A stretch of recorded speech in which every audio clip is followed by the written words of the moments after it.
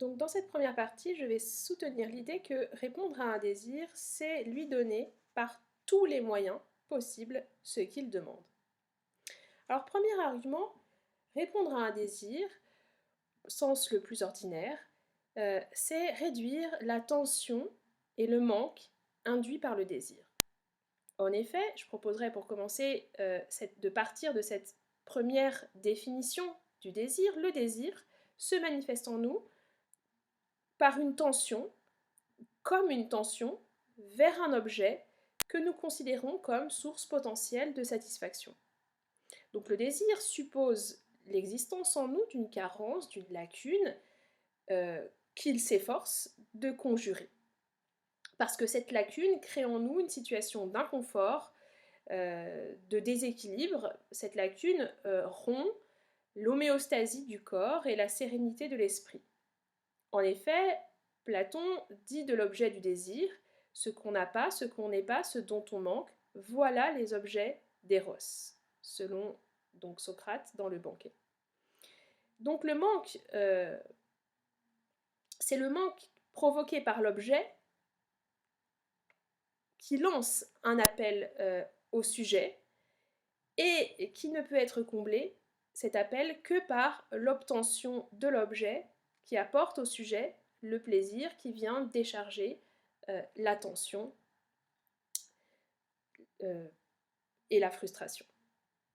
Donc, répondre à un désir, c'est à la fois lui donner ce qu'il réclame et le conduire vers ce qui l'attire, vers ce qui l'appelle. Et la réponse la plus naturelle, c'est donc la satisfaction. Cette satisfaction, je vous rappelle l'étymologie satisfactio, réparer une dette, une offense, c'est un terme juridique, la satisfaction, qui montre que le bonheur, c'est comme la justice, c'est une affaire d'équilibre. Donc répondre à un désir, c'est le faire taire en mettant fin à l'état de manque et de souffrance qu'il suppose.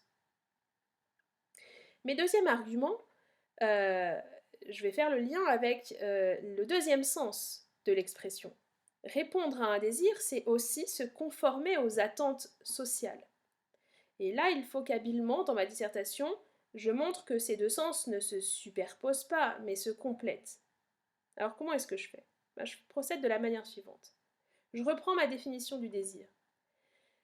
Le désir, en effet, n'est pas seulement une attente provoquée par l'appel d'un objet désirable. On ne veut pas seulement quelque chose. On désire plutôt être quelqu'un. On est animé par cette obsession, et d'ailleurs nos désirs d'acquisition participent de cette obsession. Je vous rappelle l'analyse que Jean Baudrillard fait de la consommation. La consommation est une activité statutaire qui accumule des objets signes pour mieux s'affilier à un groupe jugé supérieur, comme le font Jérôme et Sylvie dans les choses de Georges Perec, où ils accumulent les objets chinés chez les antiquaires pour ressembler au couple décrit par l'Express. Donc le désir a une dimension intersubjective et relationnelle. Pourquoi ? Parce que cette identité, ce statut, cette nature, cette prétention à être quelqu'un, je ne peux pas me la donner moi-même. Je vais en chercher la validation dans le regard de l'autre, comme Emma Bovary par exemple, ne ressentira pas de plaisir plus intense que celui qu'elle ressent au bal de la Vaubyessard au moment où elle surprend par une vitre brisée les regards des paysans qui les pillent et l'envient, puisqu'elle appartient, le temps d'une soirée, au monde de l'aristocratie, au monde de ceux que l'on désire.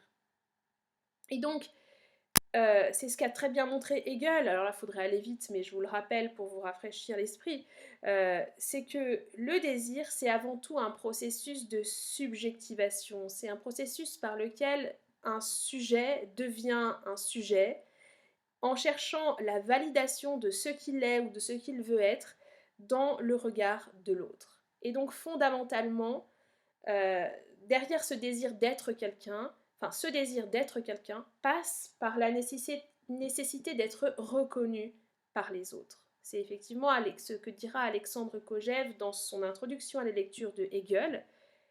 Il remarque que ce qui fait la spécificité du désir anthropogène, du désir humain par rapport au désir animal, c'est que le désir humain est désir d'être désiré. Il est désir de désir.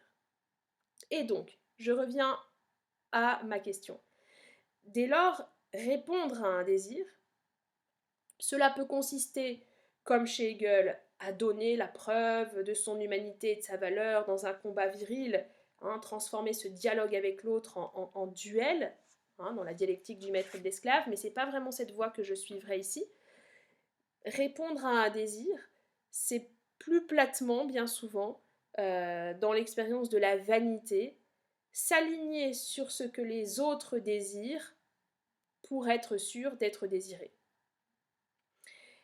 Et c'est ce qu'on fait quand on répond aux désirs des autres. On cherche à correspondre en tout point aux attentes socialement valorisées et l'on verse dans le mimétisme le plus servile. Alors on peut le déplorer, mais ça fait partie intégrante de la nature du désir. C'est ce que nous explique René Girard dans Mensonges romantiques et vérités romanesques. L'idée que nous sommes à l'origine de notre désir, c'est une illusion entretenue par le romantisme.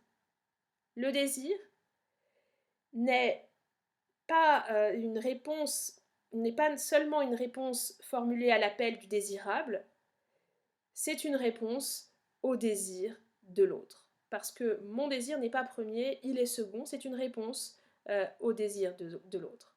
Et pour illustrer cette idée, vous pouvez prendre la figure du snob chez Proust, qui ne désire rien authentiquement. Rien ne vient de son propre désir, mais il cherche à répondre en tout point au désir, au goût de la classe sociale qu'il juge supérieure et à laquelle il veut s'assimiler. Voilà. Alors, si vous le vouliez, et certains l'ont fait, vous pouviez développer cet argument que j'ai développé, vous voyez, avec Hegel et René Girard, vous pouviez le développer avec Jacques Lacan. Alors, comment est-ce que vous auriez pu procéder? Donc, là, évidemment, il faut choisir, soit l'un, soit l'autre, mais je vous ouvre toutes les pistes dans mon corrigé. Répondre à un désir, pour Jacques Lacan, c'est effectivement se conformer aux attentes sociales. Et Lacan mènerait le même raisonnement, vous voyez, qu'on a mené avec Hegel. Le désir est par essence relationnel. Il n'est pas d'abord rapport à quelque chose, il est relation avec quelqu'un. Parce que dans l'histoire du désir, dans la genèse de l'individu, on se rend compte que notre première expérience, ce n'est pas l'expérience du monde, ce n'est pas l'expérience des choses, c'est l'expérience d'une relation. Relation qui, certes, nous ouvrira aux choses par le biais de signes, etc. C'est l'expérience de cette relation fusionnelle avec la mère, expérience dans laquelle nous ne sommes pas d'abord sujet de notre désir.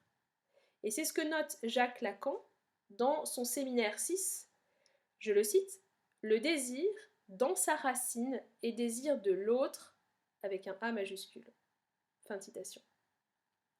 Et il ne faut pas se tromper sur le sens de cette formule. Jacques Lacan nous dit bien que ne nous parle pas du désir que nous avons pour l'autre, mais du désir que l'autre a pour nous. Le désir, dans sa racine, est désir de l'autre. Et effectivement, Jacques Lacan relève que très tôt, l'enfant reconnaît la voix de sa mère et se demande « Que me veut-elle ? Que me veut-elle ? Que faut-il que je réponde à son désir ?» Donc là encore, pour Lacan comme pour Girard, je ne suis pas à l'initiative de mon propre désir, je n'en suis pas le sujet. Et mécaniquement, et toute l'éducation renforcera ce réflexe, mécaniquement, je vais chercher à m'aligner sur le désir de l'autre. Et sans cesse, l'enfant ajuste ses propres désirs aux attentes de ses parents. Il répond à leurs désirs. Et répondre à leurs désirs est une préoccupation constante pour lui. Et la question qui le hante, c'est la suivante. Que veulent-ils que je veuille à mon tour ? Que me faut-il répondre à leurs désirs pour être l'objet de leur attention, de leur affection et de leur affection. Donc si vous voyez, je résume mes deux arguments. Eh bien, j'ai montré que répondre à un désir, c'est tout d'abord, premièrement, chercher la chose qui est conforme à mon attente et qui m'appelle. Mais c'est aussi, deuxième argument, chercher à me rendre moi-même conforme à un désir qui m'interpelle et qui m'obsède, le désir de l'autre. Et maintenant, je vais montrer que, eh bien, ces deux réponses, je cherche à les formuler par tous les moyens. Ces deux réponses sont souvent difficiles à porter parce que le désir a tendance à formuler des demandes extrêmement exigeantes. Contrairement aux besoins qui nous suggèrent des attentes, des objets que la nature a placés à portée de main, le désir, parce qu'il se nourrit de représentations issues de l'imagination, parce qu'il construit son objet à l'aide d'images, de croyances, eh bien, peut ne pas trouver de correspondance dans la réalité. Le désir, et c'est ça le problème, est d'abord le fruit de notre le fruit de notre intériorité. Donc, il n'est pas toujours adapté à l'extériorité et nous sommes souvent comme cet enfant décrit par Charles Baudelaire dans son très beau poème Le Voyage. Nous berçons notre infini du désir sur le fini des mers, c'est-à-dire sur le fini de la réalité. Mais précisément, et c'est là que je rejoins le sujet, nous sommes toujours tentés de trouver une réponse coûte que coûte au désir, pour ne pas avoir à avouer notre impuissance et à vivre notre frustration. Et souvent la réponse la plus courte, c'est celle de l'imagination. Et l'imagination joue un jeu un peu trouble, puisque elle est à la fois poison et remède. C'est en effet ce que remarque Freud dans son essai de métapsychologie au chapitre intitulé Pulsions et destin des pulsions. Freud nous montre que l'appareil psychique a naturellement le réflexe de chercher à maintenir son niveau d'excitation et de tension non résolue au plus bas. C'est le fameux principe de constance dont on a déjà parlé. Donc, ça fait partie des lois de notre psychisme que de chercher à répondre au désir, à la question qu'il nous pose, de la manière la plus rapide possible. Et ça, c'est... Non, j'ai mal exprimé mon argument, excusez-moi. Ce que je veux dire, c'est que notre appareil psychique nous pousse à trouver une réponse à la question, au problème que le désir lui pose. Et il nous pousse, et c'est la deuxième loi, le deuxième grand principe de notre vie psychique, le principe de plaisir, il nous pousse à chercher la réponse la plus courte et la plus rapide. Et cette réponse la plus courte et la plus rapide, c'est celle produite par l'imagination. On va se fermer aux impressions déplaisantes, se réfugier dans l'irréel et négocier à notre avantage avec la réalité. Et par exemple, une réponse possible pour le désir, c'est le fantasme. C'est ce type de représentation qui obéit uniquement au principe de plaisir, sans tenir compte du principe de réalité et qui compense les renoncements que nous impose ce principe de réalité.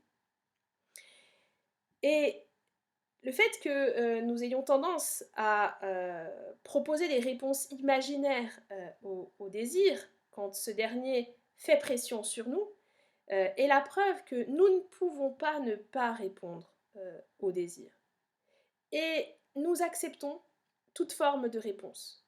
Même les plus folles, même les plus fantasmatiques, elles peuvent constituer un expédient.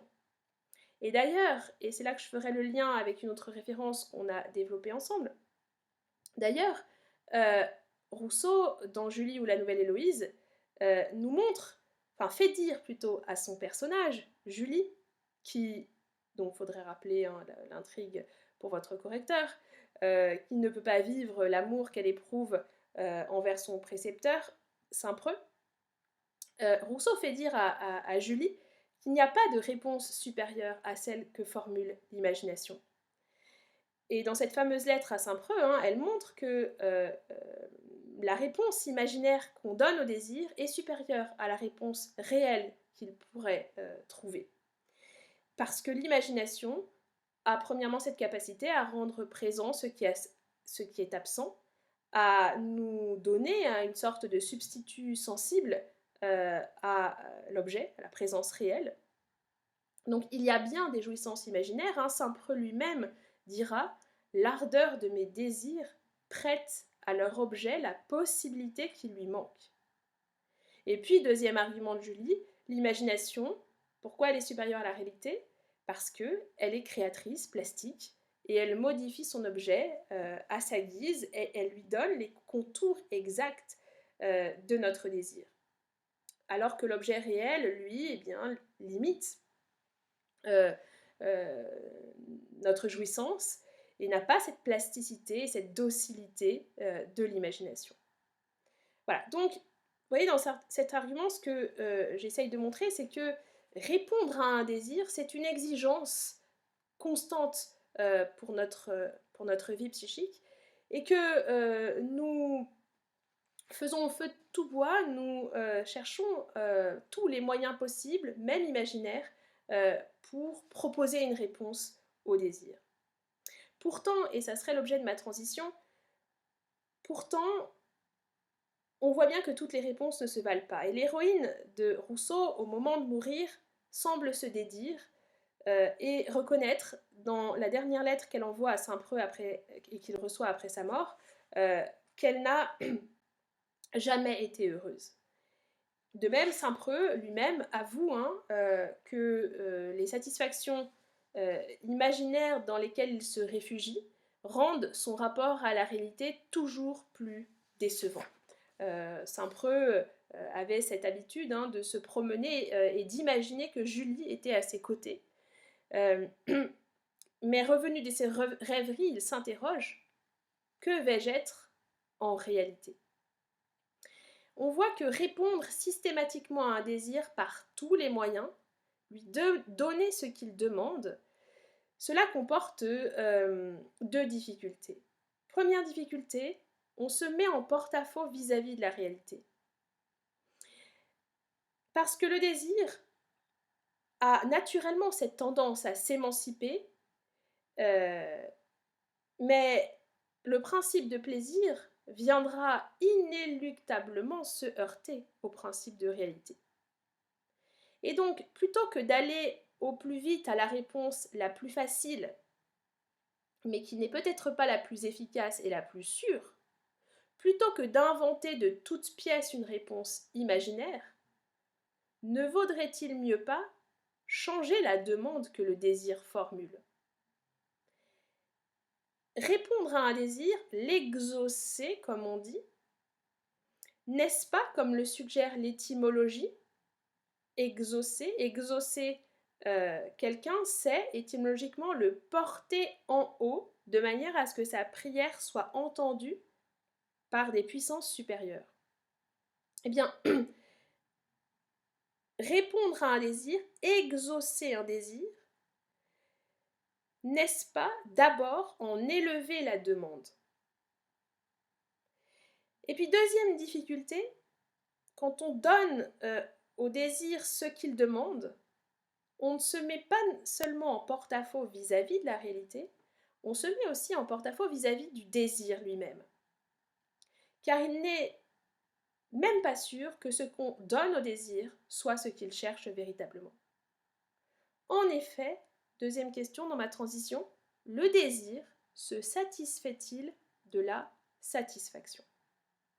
Et donc, dans ma deuxième partie, je vais envisager les limites de ma première réponse, en montrant en quoi répondre à un désir, ça ne peut pas consister seulement à le satisfaire.